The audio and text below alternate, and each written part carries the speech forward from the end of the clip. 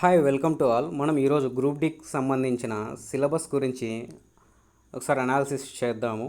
Aptitude 25 మార్కులకు ఉంటుంది. అందులో number system, BODMAS, decimal, fractions, LCM and HCF, ratio and proportion, percentages, mensuration, time and work, pipes and cistern, time and distance, simple interest and compound interest, profit and loss, algebra, geometry, trigonometry, స్టాటిస్టిక్స్లో 10th class బేసే కాబట్టి డెప్త్గా ఏం అడగడు. Mean, mode, median ఇలాంటి topics 6 ఉంటాయి. వాటిని చూసుకుంటే సరిపోతుంది. తర్వాత square root, ages, clock, calendar. Next reasoning అనేది హయ్యెస్ట్ వెయిటేజ్ ఉన్న సబ్జెక్ట్ మన గ్రూప్ డి ఎగ్జామ్కి సంబంధించి. చాలా ఈజీగానే ఉంటాయి. కొంచెం ప్రాక్టీస్ చేస్తే 30కి 30 కూడా తెచ్చుకునే అవకాశం ఉంది.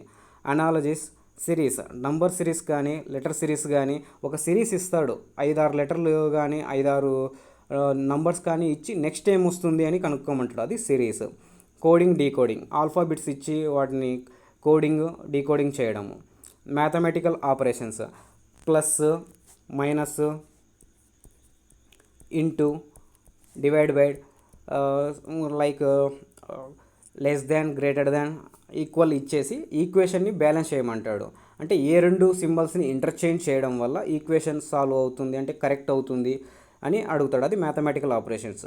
తర్వాత blood relations, syllogism, Venn diagrams, data interpretation, data sufficiency, statement and conclusion, decision making, similarities and differences, analytical రీజనింగ్లో మిర్రర్ ఇమేజెస్, వాటర్ ఇమేజెస్, తర్వాత పేపర్ని ఫోల్డ్ చేసి డిఫరెంట్గా కట్ చేసి వాటిని ఓపెన్ చేసి ఎటువంటి వస్తాయి అవన్నీ అనలిటికల్ రీజనింగ్స్ కిందకి వస్తాయి. Directions, statement arguments, statement assumptions అన్నీ ఈజీ టాపిక్సే. కొద్దిగా ప్రాక్టీస్ చేస్తే 30కి 30 పెట్టుకునే అవకాశం ఉంటుంది. చాలా హయ్యెస్ట్ వెయిటేజ్ ఉన్న టాపిక్ మనకు గ్రూప్ డిలో రీజనింగ్ అనేది. నెక్స్ట్ జనరల్ సైన్స్ వచ్చి చూస్తే ఫిజిక్స్, కెమిస్ట్రీ, బయాలజీ ఈ 3 సబ్జెక్టుల నుంచి 25 మార్కులు వస్తాయి. ఫిజిక్స్లో యూనిట్స్ అండ్ మెజర్మెంట్, తర్వాత మెకానిక్స్లో వర్క్, పవరు, ఎనర్జీ, తర్వాత gravitation, properties of matter, heat, wave, sound, light, electricity లేదా current, magnetism, modern physics, nuclear physics.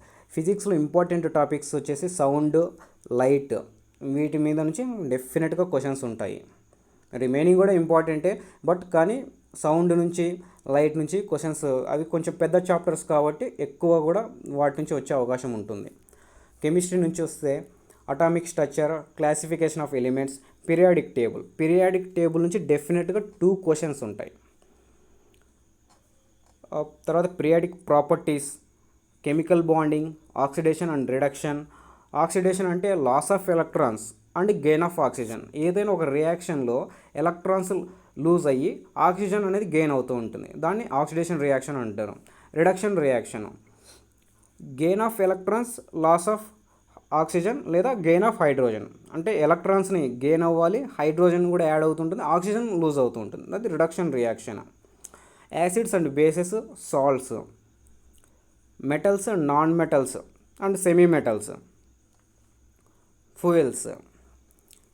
అంటే కోల్, బొగ్గు ఉంటుంది కదా, కోల్, దాంట్లో first grade coal, second grade coal ఇలా ఉంటాయి. వాటికి సంబంధించి రిలేటెడ్గా లేదా వాటి యొక్క కెలోరిఫిక్ వాల్యూ అడగవచ్చు. తర్వాత ఓర్ అండ్ మెటలర్జీ.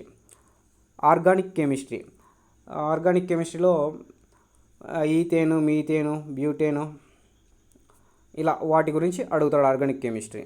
తర్వాత కెమికల్ రియాక్షన్స్ అంటే అది ఎటువంటి రియాక్షన్ అని. మనకు కెమికల్ రియాక్షన్స్ 4 టైప్స్ ఉంటాయి. ఆ 4 టైప్స్ నుంచి కూడా అడుగుతూ ఉంటాడు. ఇంకా నెక్స్ట్ సైన్స్ టాపిక్లో బయాలజీ, సెల్ గురించి, తర్వాత హ్యూమన్ బాడీలో digestive system, blood circulation system, respiratory system, excretory system, nervous system, skeletal system, endocrine system, reproductive system. తర్వాత proteins, vitamins, minerals, diseases, animal kingdom, plant kingdom, plant morphology, reproduction production in plants. ఇంకా last GK and general studies current affairs, ఇవి 20 మార్కులకు ఉంటుంది. 1 year current affairs డెఫినెట్గా చూసుకోండి, ఎందుకంటే current affairs నుంచి దాదాపు 10 క్వశ్చన్లు అడిగే అవకాశం ఉంటుంది. మనకు 2025లో ఎగ్జామ్ కాబట్టి ఆల్మోస్ట్ 2024 నవంబర్ నుంచి అయినా చూసుకోండి కరెంట్ అఫైర్స్. ఇంకా హిస్టరీ, జాగ్రఫీ, పాలిటీ, ఎకానమీ, ఇంకా స్టాటిక్, జీకే, ఇవి షిఫ్ట్లు ఎక్కువగా ఉంటాయి కాబట్టి దేని నుంచి ఎక్కువ క్వశ్చన్స్ పడతాయని చెప్పలేము. But current affairs minimum 10 marks అడిగే అవకాశం అయితే ఉంటుంది. జాగ్రత్తగా ప్రిపేర్ అవ్వండి. All the best. Thank you. Please subscribe my channel.